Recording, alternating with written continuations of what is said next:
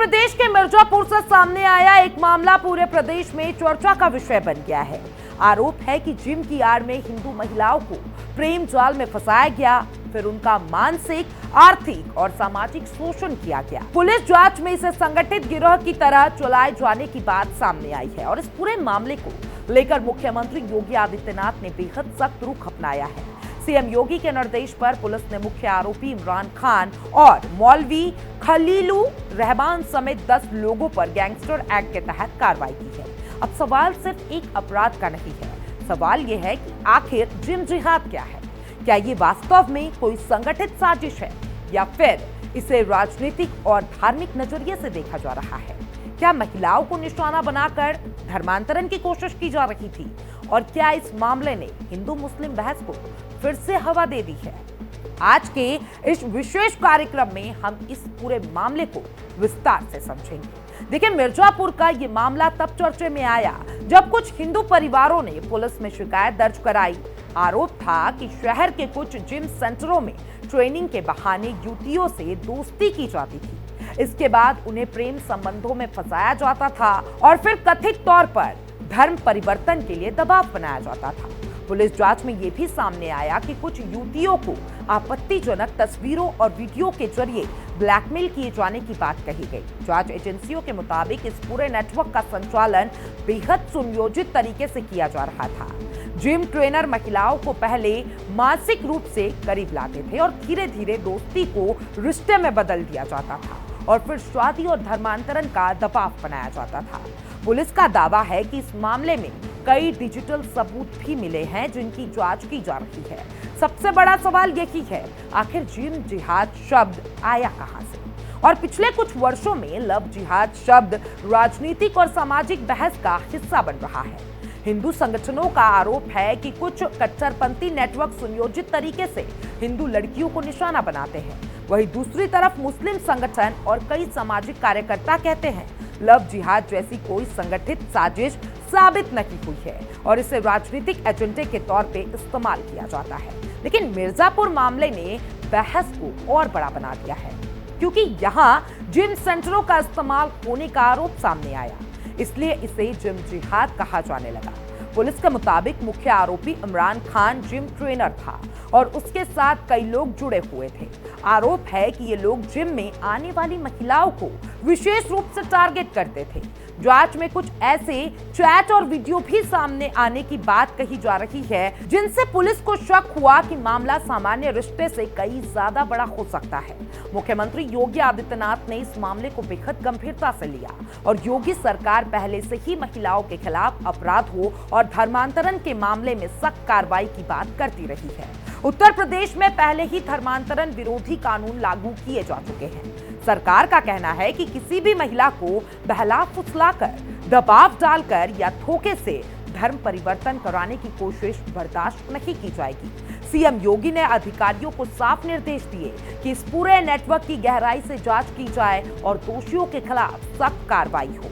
इसके बाद पुलिस ने गैंगस्टर एक्ट लगाया। गैंगस्टर एक्ट का इस्तेमाल आमतौर पर संगठित अपराध करने वाले गिरोह पर किया जाता है। इसका मतलब ये है कि पुलिस इस मामले को सिर्फ व्यक्तिगत अपराध नहीं बल्कि एक संगठित नेटवर्क मानकर जांच कर रही है। अब यहाँ हिंदू दृष्टिकोण को भी समझना जरूरी है।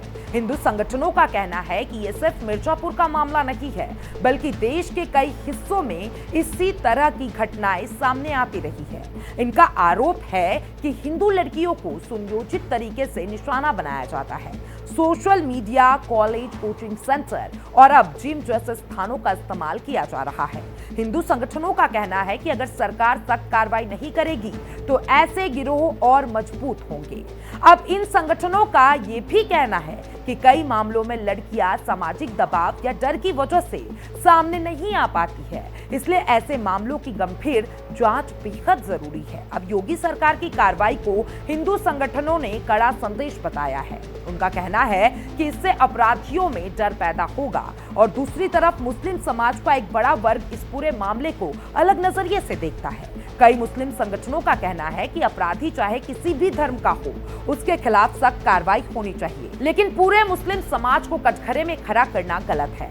उनका कहना है कि जिहाद जैसे शब्दों का इस्तेमाल माहौल खराब करता है और इससे समाज में धार्मिक तनाव बढ़ता है। कुछ मुस्लिम बुद्धिजीवियों का कहना है कि अगर किसी व्यक्ति ने अपराध किया है तो उसे अपराधी की तरह देखा जाना चाहिए, न कि पूरे समुदाय को शक की नजर से।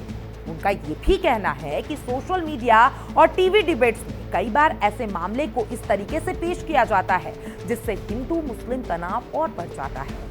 यही वजह है कि ये मामला सिर्फ कानून व्यवस्था का नहीं बल्कि सामाजिक और राजनीतिक बहस का हिस्सा बन गया है। अब सवाल उठता है कि क्या वास्तव में ऐसे नेटवर्क देश में मौजूद है? कई जांच एजेंसियों ने अलग अलग समय पर ऐसे मामलों की जांच की। कुछ मामलों में व्यक्तिगत रिश्ते पाए गए, जबकि कुछ मामलों में जबरन, धर्मांतरण और ब्लैकमेलिंग के आरोप भी सामने आए। यही कारण है कि यह मुद्दा लगातार संवेदनशील बना हुआ है। विशेषज्ञ मानते हैं कि सबसे जरूरी बात यही है कि किसी भी महिला की स्वतंत्रता और सुरक्षा से समझौता नहीं होना चाहिए। अगर कोई रिश्ता सहमति से है तो कानून उसे अलग तरीके से देखता है, लेकिन अगर किसी महिला को धोखा, ब्लैकमेल या दबाव में रखा जाता है तो वो गंभीर अपराध की श्रेणी में आता है। मिर्जापुर मामले में पुलिस फिलहाल डिजिटल सबूतों, बैंक ट्रांजैक्शन और कॉल रिकॉर्डिंग की जांच कर रही है और पुलिस ये पता लगाने की कोशिश कर रही है कि क्या इस नेटवर्क के तार दूसरे जिले या राज्य से भी जुड़े हुए हैं। देखिए, सूत्रों के मुताबिक जांच एजेंसियां सोशल मीडिया अकाउंट्स और व्हाट्सएप चैट्स को भी खंगाल रही है। योगी सरकार ने साफ कहा है कि महिलाओं की सुरक्षा के मुद्दे पर कोई समझौता नहीं होगा और पिछले कुछ वर्षों में उत्तर प्रदेश में एंटी रोमियो स्क्वाड और धर्मांतरण कानून और महिला सुरक्षा अभियान लगातार चलाए गए हैं और सरकार का दावा है कि इन कदमों से महिलाओं के खिलाफ अपराधों में कमी आई है। हालांकि विपक्ष सरकार पर आरोप लगाता है कि वह ऐसे मामलों को राजनीतिक रंग देकर ध्रुवीकरण करती है। लेकिन इस पूरे विवाद के बीच सबसे अहम सवाल महिलाओं की सुरक्षा का है। क्या हमारे समाज में महिला सच में सुरक्षित है? क्या सोशल मीडिया और आधुनिक जीवन शैली के दौर में अपराध के तरीके बदल गए हैं? क्या युवा पीढ़ी भावनात्मक और डिजिटल ब्लैकमेल का शिकार हो रही है? और क्या परिवार और समाज को अब पहले से ज्यादा सतर्क रहने की जरूरत है? देखिए, विशेषज्ञ कहते हैं कि आज अपराध सिर्फ सड़कों पर नहीं बल्कि मोबाइल स्क्रीन के जरिए हो रहा है। फर्जी पहचान, नकली प्रोफाइल और भावनात्मक जाल और ब्लैकमेलिंग के मामले तेजी से बढ़ रहे हैं। इसलिए युवाओं को जागरूक करना बेहद जरूरी है।